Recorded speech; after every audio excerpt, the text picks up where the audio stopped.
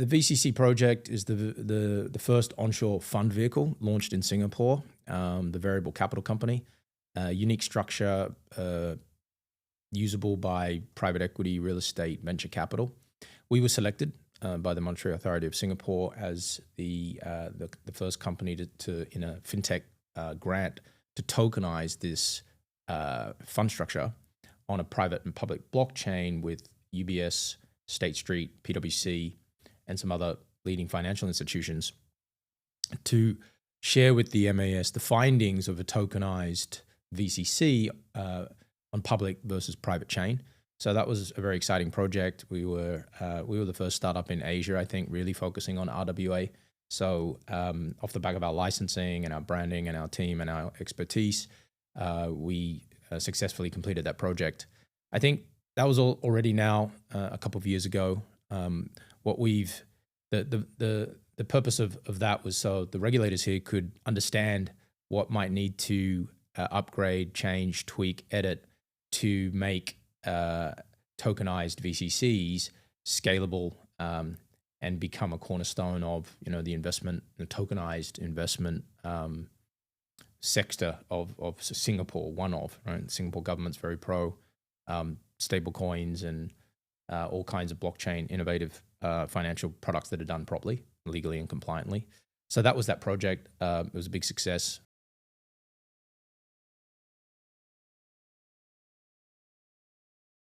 I think we were very early into the RWA space when it used to be called STO, security tokens. We used to visit all of the cryptocurrency conferences. There were no RWA. Let's just use RWA. There were no RWA events. We believed that most RWA were going to be securities. They would require licensing. So we'd need to work out the technology stack married with the correct licensing to make this, to build key infrastructure. Our play was always build the rails that everybody needs, right? And then you build a really valuable platform. So it's more of the picks and shovels, the gold rush, sell picks and shovels to everybody, and then they can do whatever they want with them. So we've been really focused on building this key infrastructure because if you look around many industries, it's the infrastructure rails that often capture the most value. And so this project really validated that, governments want this, they want it done properly. You need licenses, big companies, big corporates, UBS, State Street, some of the biggest financial institutions in the world. They're not going to do this completely outside of the regulatory framework because it just doesn't make sense. It's illegal. It just doesn't work like that. So anyway, this was the first real validations of the biggest brands in the world, and getting a financial grant from the government, shows how far ahead I think Singapore is on positive regulatory support.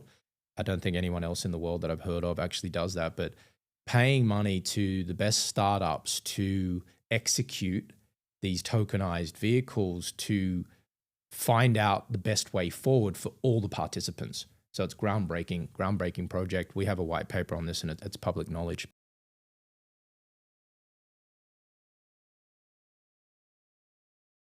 We were selected for the XDC protocol and plug and play RWA program.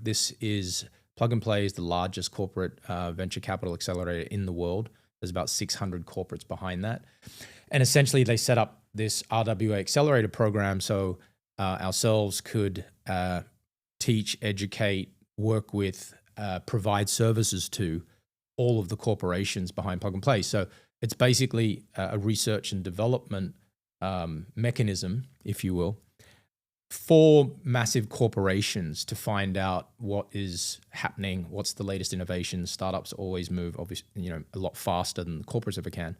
And so, we're really excited by that. We've integrated with XDC, but we're also integrated with multiple other blockchains. And we're looking at opening up in Silicon Valley this year.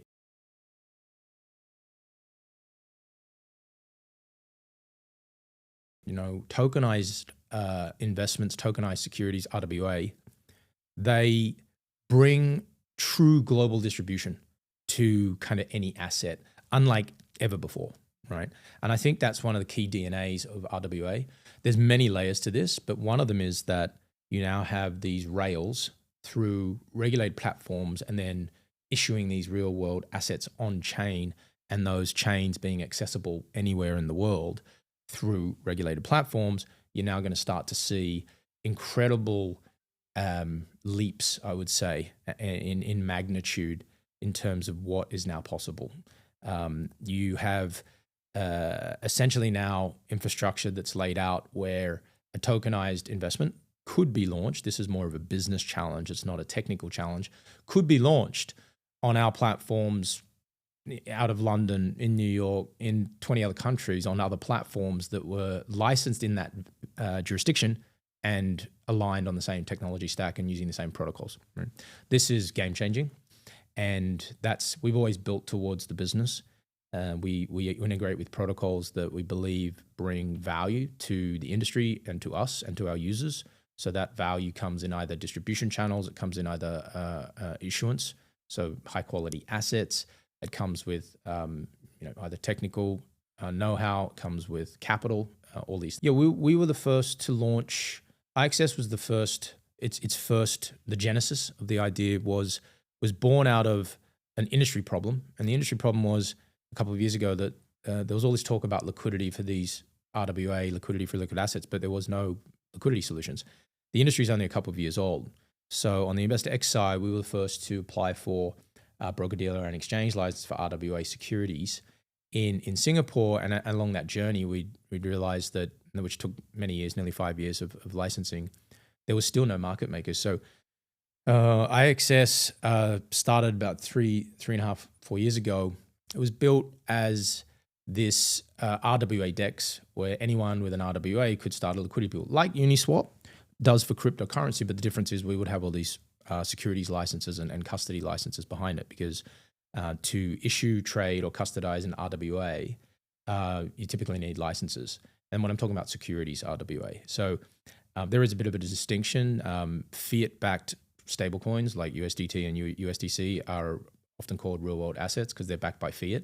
But when I start talking about RWA in the greater perspective, we're talking about yield-bearing assets, treasury tokens, money market tokens, real estate tokens, private equity, startup equity, debt, private credit, etc.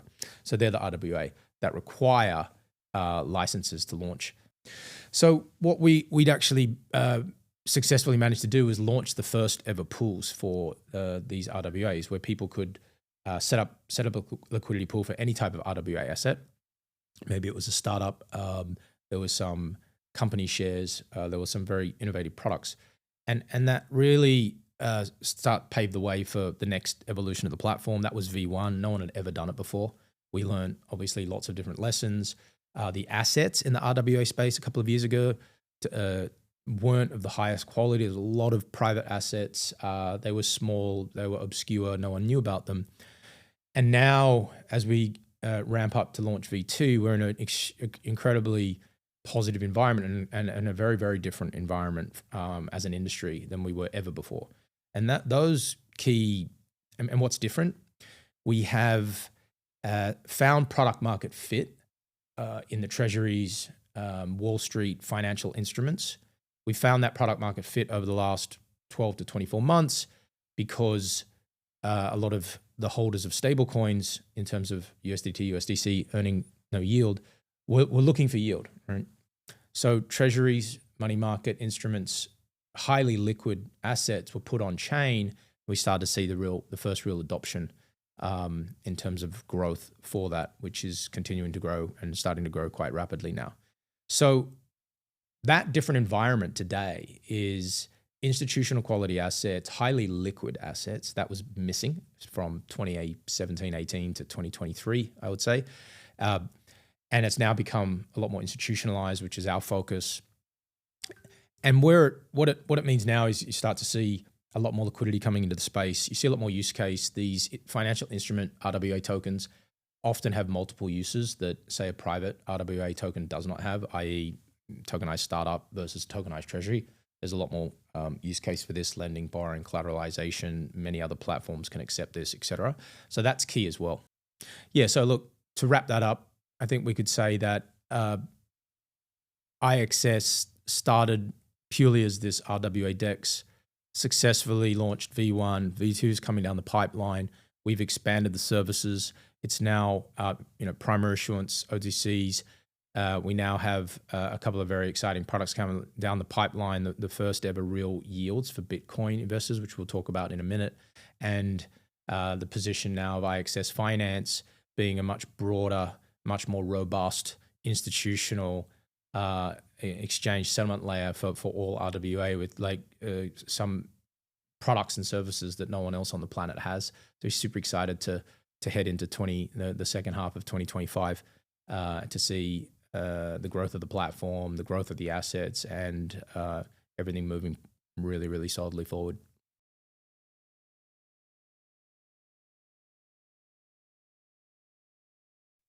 So we're super excited to announce the launch of BTC Real Yield. BTC Real Yield is the first product that allows Bitcoin holders, Bitcoin investors, to use their Bitcoin as collateral to borrow USD to invest into our RWA, treasuries, fixed income products, money market funds, etc. Now, there's been some fantastic innovations in BTC Fi, Bitcoin layer 2s.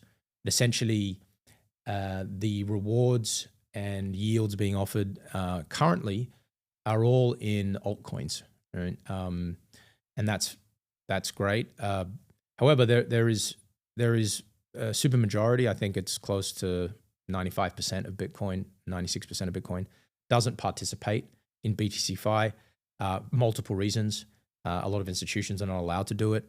There's DeFi risk, there's smart contract risk, and a lot of people consider Bitcoin as the pristine #1 asset. And to put that up as collateral, they would like to receive an equal or better asset in return. I think holistically, we believe that a treasury return or a money market fund return is equal.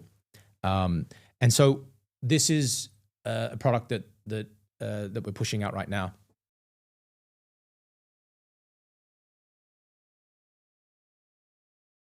How does BTC Real Yield fit into the sort of broader RWA thesis? I think, how we've thought about it is that there's kind of two ways so far there's one way so far. There has been one way to buy RWA, which is simplistically, an investor having fiat, finding a stable coin, purchasing, investing into an RWA. That will obviously continue. We're developing this new channel. So we believe that Bitcoin will continue to grow. We believe that it will one day be $100 trillion asset class. And currently, the super majority of Bitcoin holders earn zero. It's just purely a capital appreciation play, kind of like gold, I guess. So in this new world of RWA, high institutional quality fixed income products coming on that are listed on our platforms, we believe now's the right time. Now's the right time to go to the $2.2 today trillion Bitcoin market and say, who would like, in a legal, compliant, professionally, financially engineered, structured product to earn real yields and not expose their BTC and so still maintain exposure to BTC. So we've worked through developing this product. I think it's super innovative. It makes a huge amount of sense for us. I think there's so much capital that tied up there that's building every day. So we bring in this use case. The motivation for that has come from a few different channels. I'd say we've had large Bitcoin mining, large Bitcoin treasury companies contacting us over the years and asking us, how do we make Bitcoin more useful? Can we issue RWA on Bitcoin? We could technically. No one's done that yet. Could we do something for these treasuries? So it was developed through many discussions, looking for a use case. And then again, we think that BTC Fi is incredible. We think there's a lot of innovation. We think that's just going to keep snowballing and keep growing. But we know so many of the institutions that just, even if they like it, just simply can't participate. So then that's how we've developed the product, and I'm very excited to launch it.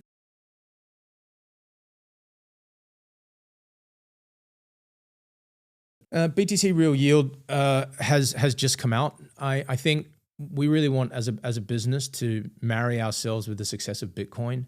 You can still use fiat to purchase an RWA on the platform, but I think that the lending and the borrowing, the collateralization is one of the greatest use cases for RWA, and it's going to be one of the greatest use cases for BTC. So we're kind of marrying those two elements together. And there's about 5 major components, I would say, that RWA has over paper-based securities. To run through them very quickly, one would be digital's better than paper, email's better than snail mail. That's the 101, tokenizing a share.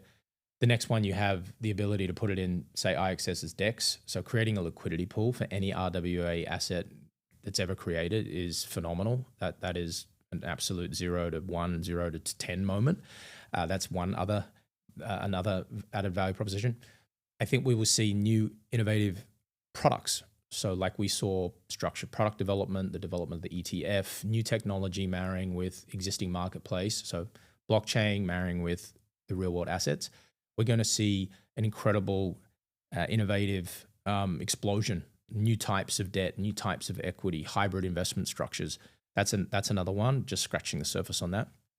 I think 4 would be this concept of distribution channels, new distribution channels. So we're seeing right now all the Web2 fintechs coming for crypto. Robinhood's probably the best example, buying Bitstamp cryptocurrency, now looking to try to get into tokenized stocks. And that's from the TradFi side. And from the DeFi side, we're seeing exactly the same thing. We're seeing Crypto.com, Coinbase is one of our investors, looking to add, and all the leading crypto exchanges looking to add RWA assets to their platforms. Of course, they need licensed infrastructure partners, which is where we step in. We've got two of the most valuable partnerships in the RWA industry globally. We have a joint venture with 4 regulated crypto exchanges in Asia to distribute RWA to their 25 million KYC users. We have a partnership with Line, the super app in Japan.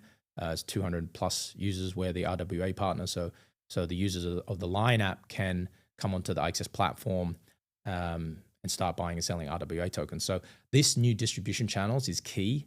Again, a piece of paper was going nowhere. A tokenized share can now essentially be distributed even just through our business into this 250 million person network, and we're just getting started. So that whole platformization, digitization of everything is happening, and it's something that we fundamentally believed in, and which is how we position our business to be at the nexus of TradFi and DeFi, serving both sides, and that's coming to fruition right now. And you need tech, you need licenses, you need regulatory compliance, all of those things, extremely painful but necessary. And that's all of the DNA of our business and our fantastic team. The 5th one comes back to BTC Real Yield. So since we started on this, there was always a lot of misconceptions in the marketplace that liquidity, tokenizing any asset just magically created liquidity. Of course, that's not true, but thousands of projects failed thinking that, and you still got to have a high quality asset, a high quality team, the right type of plan. People are investing in the real world asset. The token is just the format. It's the new share. Instead of a piece of paper, it's a token. So you need to look through that. That's one of the reasons why tokenized treasuries are doing so well, because people understand treasuries. They know the quality. They know how it works. It's super liquid. The token format just allows people with stable coins to buy them in and out super efficient, as efficiently as you can get without going in and out of fiat. So that's the key. But the point that I wanted to make is that the 5th, and there'll probably be more. These are just the ones that I've been we've come up with over the years. Is the concept of why tokenize an asset? Because in a new tokenized format, you now open up all these incredible value opportunities related to lending and borrowing and collateralization. All right, so. That is one of the keys to publicly traded assets, is that they have multiple use cases and people can value them and they can see them, and then you can use them as collateral. Same thing that same concept in real estate. Mortgaging your house, and people can understand what the value is, and then they'll give you a loan, and it's backed by that house, that real estate. So we see Bitcoin as the house, the real estate of the digital asset industry. It's the most rock solid asset. I think who knows, forever, but last 16 years, it remains there. Now, what are people doing with this asset? And the answer is like 99% of people doing nothing. So as this asset grows, It's on chain, it's digital, it's easy to value, it's very liquid.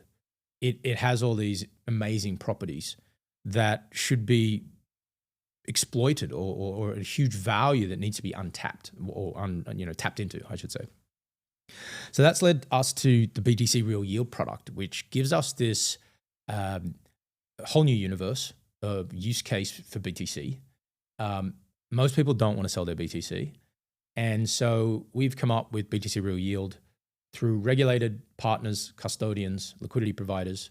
We allow the BTC holders to borrow against their BTC that's used as collateral for the loan. That loaned USDT, USDC will be used to invest into fixed income RWA tokens, treasuries, money market funds, etc. Highly liquid, easy to value, and this now then gives an incredible new value proposition to BTC holders who, again, don't want to be, or can't, or don't, or find it too difficult to get involved in the other yield offerings today. But again, all those yield offerings today are not in real world assets. They're in digital assets, altcoins, etc. So again, which we think is great. We're looking at working with a bunch of the layer twos that want to add real yields to the altcoin yields to be, actually, no one's ever done that before. So that's a great value proposition as well. So that was the genesis of BTC Real Yield. We've always wanted to do something with Bitcoin. It hasn't made, evolution. It is what it is. It's still predominantly what it was when it launched, I think in 2008. And because it's now, I call it, the financialization, the institutionalization of the asset, it's now time. It's more, we're seeing some incredible early response from this. And we want to continue to innovate and continue to bring out products that are RWA focused, which is all of our DNA, and bring more value to other assets or through our partners and platforms, etc.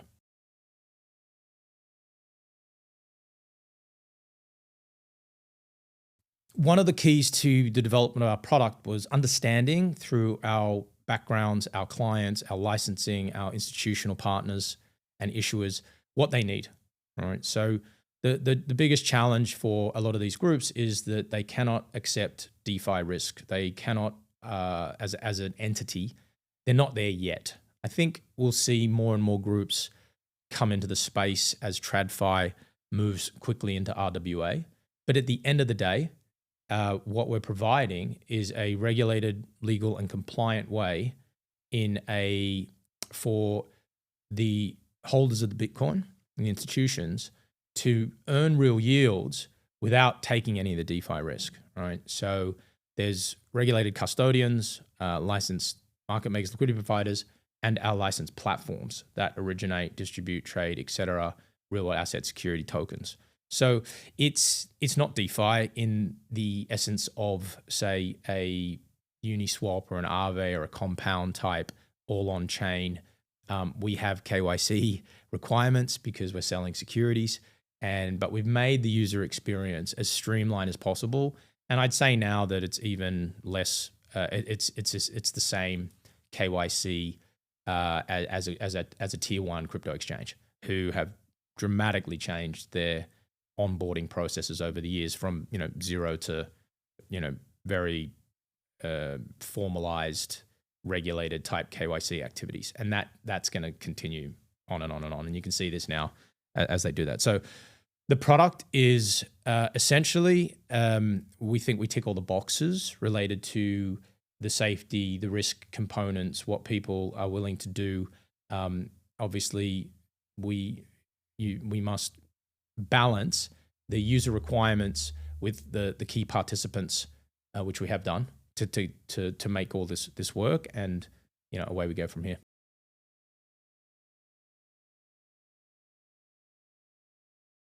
Why I think it's different. It's not the same as any type of staking. It's definitely not the same as any type of restaking. We don't have any wrapping involved. Again, all of those components or structures really come from fully on-chain DeFi. But again, because we know and understand the clients, how they feel about BTC, which they feel very differently about Bitcoin than any other a digital asset out in the world. And I think we can see that by the fact that, DeFi industry was built on altcoin staking, sometimes the same altcoin rewards, restaking. There's a lot of activities that that was developed to create, growth, value, et cetera, all these different things. People haven't been really wanting to do that with Bitcoin because it stands above all the other assets. So again, like when we think about the concept of real BTC yield, it's a combination. It's not so much about the technology. It's about the regulated platforms and partners that are required to provide all those services in one place and do it in a trusted, compliant way that investors are satisfied with. And that's how we kind of think about it.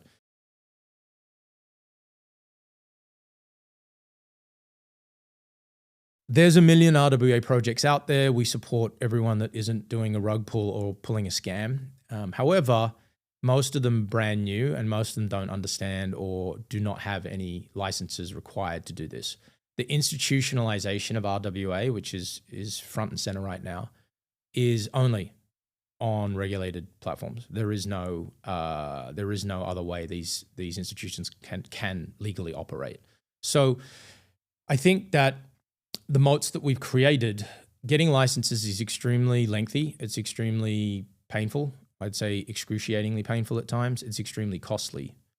And you're not allowed to do any business. You're not allowed to sell or generate revenues for licensed activities that are not approved yet. Why? Because that would be illegal. You don't have the license yet. Applying for a license does not mean you have a license or you've secured one. So it's many, many years for us, about 5.5 years of working in the industry, generating revenue, creative, innovative products, and having to wait very, very, very long times to get the necessary licenses to be able to sit here and operate as we do. Finally, that light at the end of the tunnel is here, and we're getting the partnerships as well as the credibility just by who you can see working with us and the announcements that we make, and MAS, UBS, et cetera, that we're selected for these projects, or because we've taken the long road, we've taken the hard road because you had to do it properly, or there's no other way to do it. Right? So, yeah, we think that there are a lot of companies starting up in the space. The real world asset industry is fairly infinite. I think fixed income industry is 141 trillion. What's the real estate industry worth? What's the private equity industry worth? Every single startup equity debt is kind of infinite. It's really just enormous. It far supersedes the size of the crypto market and will always. Even if BTC goes to 100 trillion, that's not even the fixed income market, and we're forgetting without even counting every other asset out there. So that is how we kind of see the size of the opportunity. But again, like to do it right, to do it now, the technology has evolving. There's a lot of protocols. There's a lot of service providers in the space. There's a lot of noise. There's a lot of very challenging to work out who's being honest, and also what's really needed. And I think that's probably only going to get more challenging as the market grows. But then the leaders who are out in front should be able to solidify their positions, because it's very, very difficult to run these businesses. You must have, apart from all the licensing, which most RWA platforms do not have, you have to have legal expertise. You have to have cross-border investments, structuring expertise, financial, accounting, sales, marketing, business development. And you have to do all this at the pace of the crypto industry, even though you're doing real-world asset tokens, which is infinitely more complex because of all the approvals and the compliance. So that's how we feel like we've built an incredible business and an incredible team. And we're really excited by finally seeing the industry come together, because it's been many, many years, 5-6 years of waiting. Well, we weren't waiting, we were working but to see the adoption. And now we're seeing it, and now we're seeing it at a rapid pace.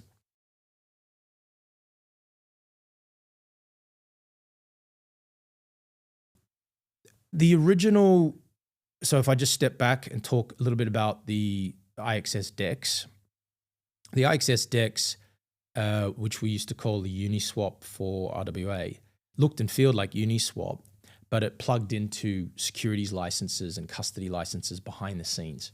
So as an example, you could take two cryptocurrencies to Uniswap, you could set up a pool, you could start trading, and you can plug in a MetaMask. There's no KYC. People who have those tokens can join the pool. People can buy and sell. Great.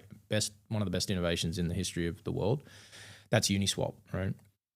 With RWA, it's different, right? So if we just mirror that exact example I just said, setting up a pool, doing a trade, etc., the two things that people need to simplify, the two things that people need to understand is that when there's a pool created, there's an RWA security token sitting there, right?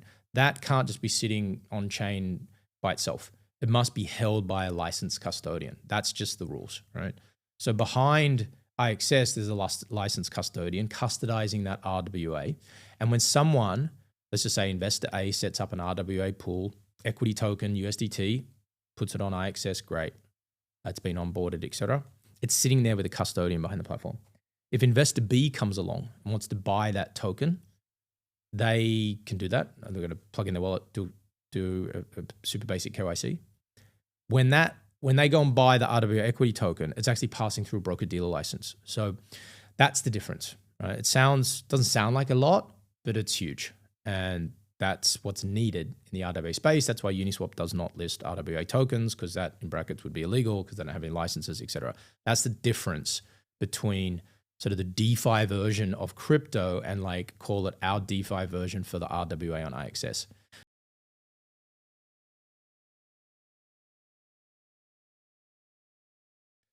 In the same thinking, along the same lines, I should say, is that BTC, for the BTC Real Yield product, BTC is held with regulated custodians. So that's number one. You could hold it in your own wallet if you wanted to, but ultimately our focus is on making sure that each part of the way has a professional regulated company behind it. So the BTC is managed by regulated, world-class, leading custodians on planet Earth. The loans are structured by the best liquidity providers and market makers in the space. And then our platforms provide the legal issuance, buying, selling, trading of real-world asset, tokenized treasuries, money market funds, etc. So they're the three participants, and each one of them sits as an entity with a historical proven track record and a background with a professional team and the licensing around the activity that they're doing. So this is not easy to set up, but we think it's extremely valuable. So that's how, and all of those things I mentioned there are not necessarily needed in BTC Fi. A lot of the layer twos allow, it's more of a DeFi on-chain episode. But again, they're not offering real world yields, which is fine. It's a different product. And that's what we're offering, which requires all of these elements, which is very different than the altcoin rewards being offered for Bitcoin investors today.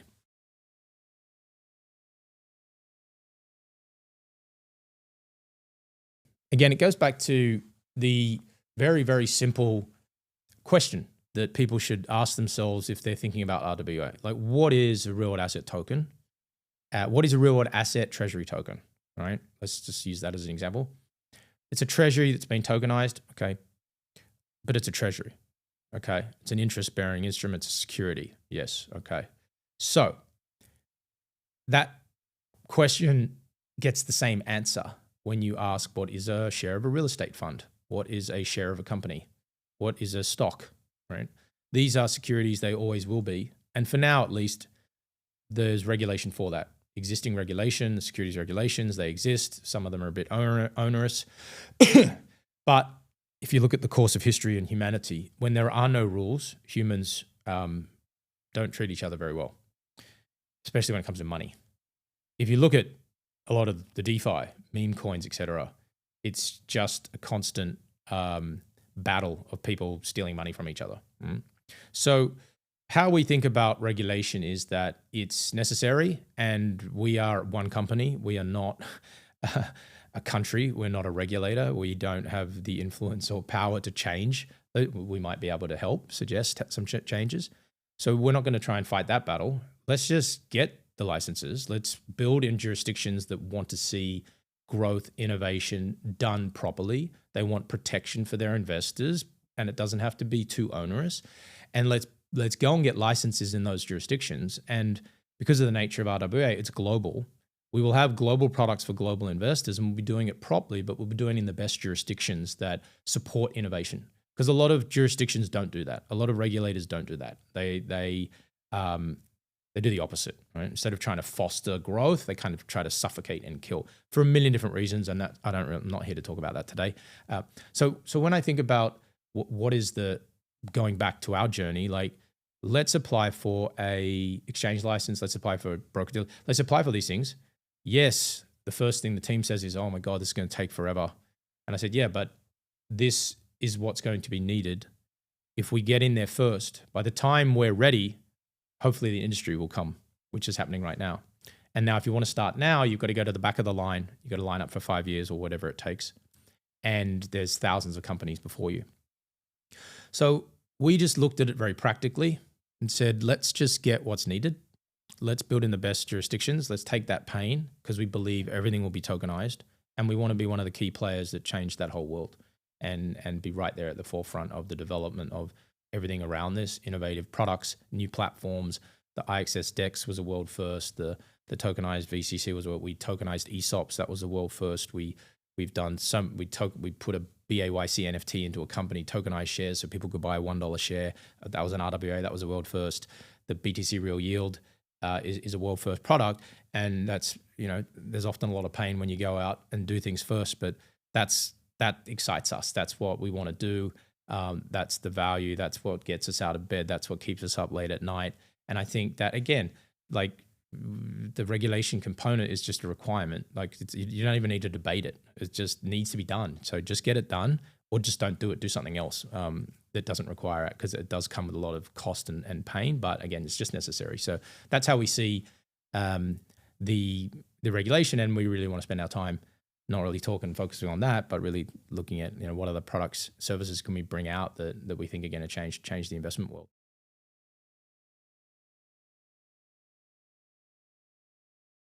Yeah, so we work with some of the best custodians in the world. As an example, Fireblocks, and there's other regulated custodians as well. They are the holders of the Bitcoin. Bitcoin, it's an interesting debate. Bitcoin's, one of its core value propositions is that you could hold all your Bitcoin in your pocket in a cold wallet. Or you could hold it in a hot wallet, but you shouldn't do that. But you could essentially, if we had all the Bitcoin in the world, we could have $2 trillion of Bitcoin in my pocket today. And I don't have any Bitcoin, so don't come after me. But the point is that the self-custody works for many people. It's a big cornerstone value proposition. It doesn't work for companies and institutions who can't just have their Bitcoin held by one person who could disappear or lose the wallet, whatever it is. So that's why the custody business is huge. Coinbase, one of the biggest ones, BitGo, another leading company, Copper, another leading company, Cactus in Asia. There's many of them. When Bitcoin grows in value, if you have $1 of Bitcoin, cool, put it under USB and put it under your pillow. If you had $1 trillion of Bitcoin, you really wouldn't want to do that. So the market has shown the appetite for regulated and non-custodial crypto custody. And so it's important that then they have the good ones have built incredibly successful businesses, incredibly stringent cybersecurity measures, built the trust and run the compliance that allows them to offer these services. And so working with those groups, again, those creditable groups, They want to add more value to their Bitcoin holders working with us. And they're not going to work with people that don't have a track record, don't have licenses, and aren't doing everything the right way, because why would you risk your business and your clients by plugging into platforms that are not doing things the right way? So this is a huge credibility to our team, I think, not only from the innovation side of the product, but also the brands that are working with us, right? You don't forget blockchain. Business is about adding value and growing. Businesses like to, constantly add value and seek growth opportunities, right? But with the right types of partners and people, right? And again, there's a lot of brain damage in the blockchain space. There's a lot of bad actors. There's a lot of volatility. There's a lot of companies that last 5 seconds. So, you've got to be very selective with who you work with. And I think that the credibility that we're now given by these partnerships is hugely, it's hugely positive for us. I'm very proud of that. I'm very grateful for those opportunities. And I think that it's a combination of like 6 or 7 years of extremely hard work from the team and going to hell and back, 10 times in this crazy industry to be able to get to that point. But yeah, like the Bitcoin is the number one asset. These custodians are the number one holders and protectors of those assets. And we're going to be the number one company delivering RWA to all those Bitcoin investors around the world.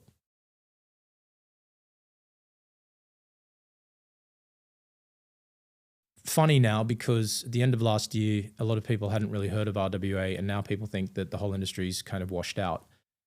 That couldn't be further from the truth. If you look at the on-chain data for RWA, STM markets, RWA.xyz, you're talking of billions so far, right? We've tokenized billions, but we're staring at hundreds of trillions. So we're just scratching the surface still and you can see that. I mean, that's a mathematical, that's the maths right there and the data. So I think what sets us apart from many of the other, offerings in the space today is that there's not a lot of people that can do what we do. No one's built an RWA DEX yet, that's for sure. That's done with legally with licenses. But yeah, I think ultimately what sets us apart is that we've been at the forefront of the space, constantly iterating, constantly innovating, surviving, pushing boundaries, doing everything the right way, that license, whatever, compliance, often a bit of a nightmare, but necessary, and working with the right companies and delivering, right? A lot of people just don't deliver in this space. There's a lot of hot talk. There's a lot of noise. There's a lot of people that just, and companies that just can't deliver, don't deliver, won't deliver. So we've consistently put successful projects out there with partners with the credibility behind it, which builds onto it. And again, take blockchain out of it, and that's just like startups, what startups do to build and become successful. They have to just constantly, day in, day out, look at improving, building up bigger, better clients, delivering, and constantly trying to improve on what they've been doing every day, which is what our team does every single day.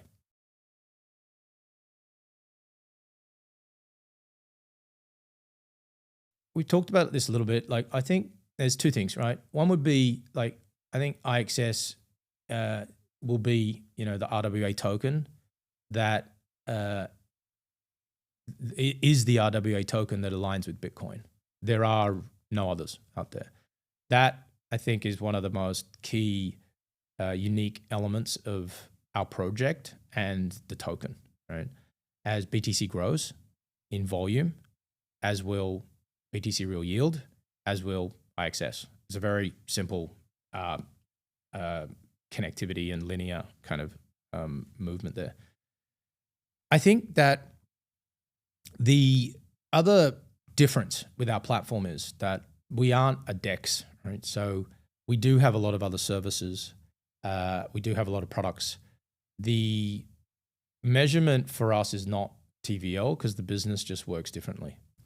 Actually, which we've mentioned a few times, the one or two aggregators, CoinMarketCap, CoinGecko, etc., most of those platforms, which are the industry standards for I guess, tokenomics, they currently don't really have an RWA.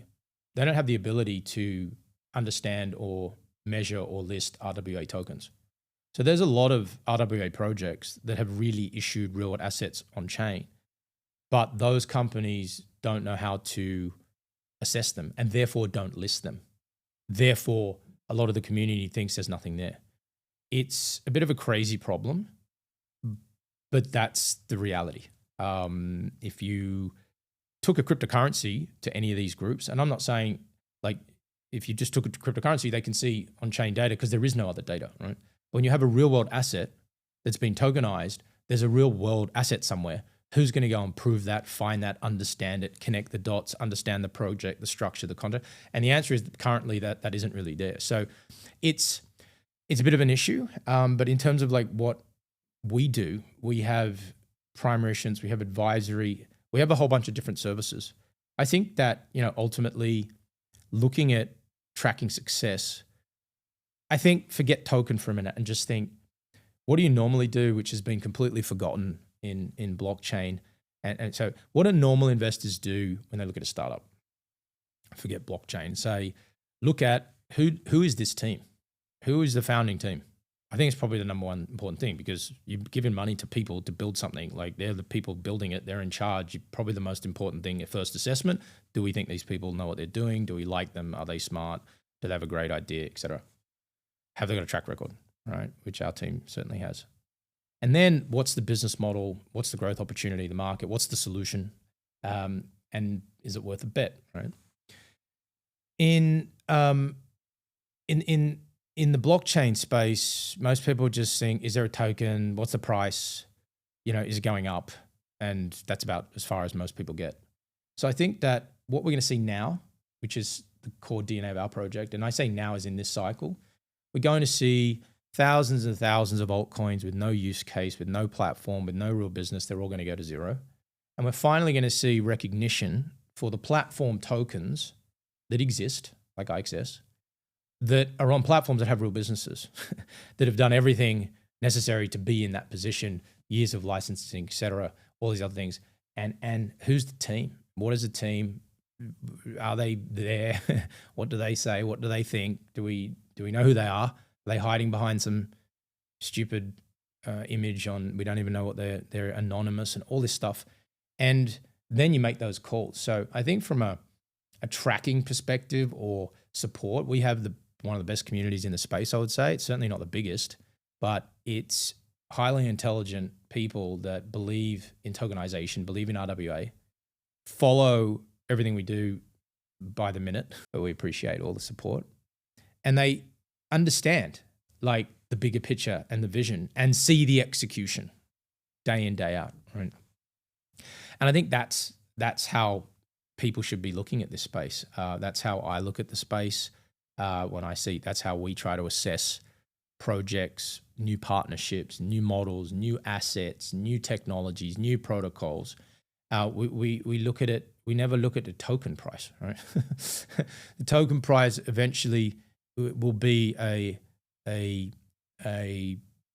measure, a number that I guess is the what's the word I'm looking for? It's like the results of everything that's been built, And this space was like difficult to build in, and it take a long, long time. But if you look around now at the different asset classes in crypto, there's a lot of things that have come and gone, and maybe they'll come again, but they were really just fads, I guess. Metaverse, things like this. Again, they'll come again maybe, but like real assets is not a fad. It's not a trend for 5 minutes. It's like we already see the real world assets out there. They're out there. We live in the real world. It's just tokenizing them.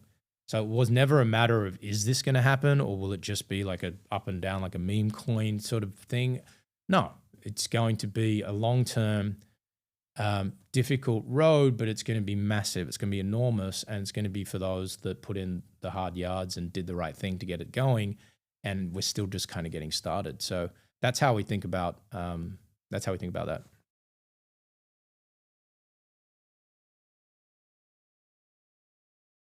Yeah, it's a great one. I think the long-term vision for IXS, or now IXS, IXS.finance, is this whole ecosystem of critical services around RWA, right?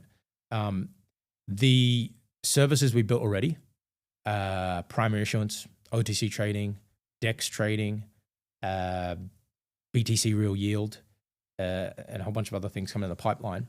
These are just, if you think about a bank, and a bank has all these services, right? Deposits and mortgages and loans and structured products, and that's IXS Finance that's the vision for that. Everything RWA related. We can issue any type of RWA token that we like. We've already issued many. We can provide all of our services to cryptocurrency exchanges, power the back end, which we're starting to do. So our license, our origination, our RWA tokens, millions of users on the front end of the exchange or from a fintech. So as we grow this, we want to be the RWA partner, preferred partner to all the leading fintech companies around the world, the Robinhoods of this world, the Grab Finances, the Ant Finances, etc., interactive brokers from the TradFi side. And then from the DeFi side, we want to do the same thing. Coinbase, Binance, Kraken, Bybit, we will continue to deliver world-class RWA products. And these partnerships, these B2B focus for us, it's highly synergistic, all right? Who's got millions and 10 millions and sometimes hundreds of millions of users that want to sell RWA? Their users are demanding this, but they don't have the tech or the licenses, or they don't have the licenses.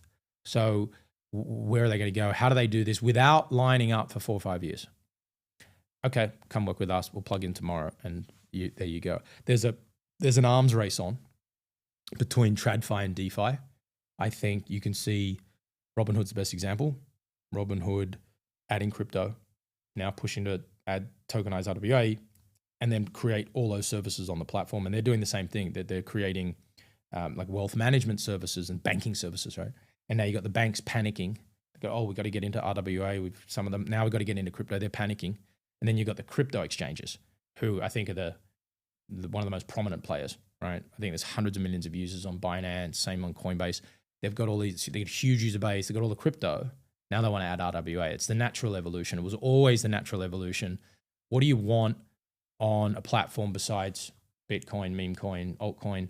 You want fixed income, you want a treasury token, you want to balance the portfolio, you want something different, especially when there's a down cycle and most crypto, again, is not earning yield, or it's earning the same yield in itself. Stake ABC token, get another ABC token. Usually works in an up market, and then usually a house of cards on the down market. So RWA just brings this huge new revenue streams, just brings this whole new asset class, cornerstone to these platforms. And we believe, and all these groups are now proving to believe, this crazy M&A activity now in the space, you've got to get in there, and you've got to get in there quickly now, because people think it's just exploding now, which it is, but it's been a 6-year buildup, right? Because it takes so many years to get licenses, but there's enough of us now out there. So I think that, that's how we started seeing that. It's incredibly exciting. Again, we sit at the nexus of both TradFi and DeFi and work with all those players. So I think the vision for IXS is to keep on growing, keep providing value, plug into incredibly large distribution channels, and keep refining the products and keep adding more institutional assets that the market's demanding.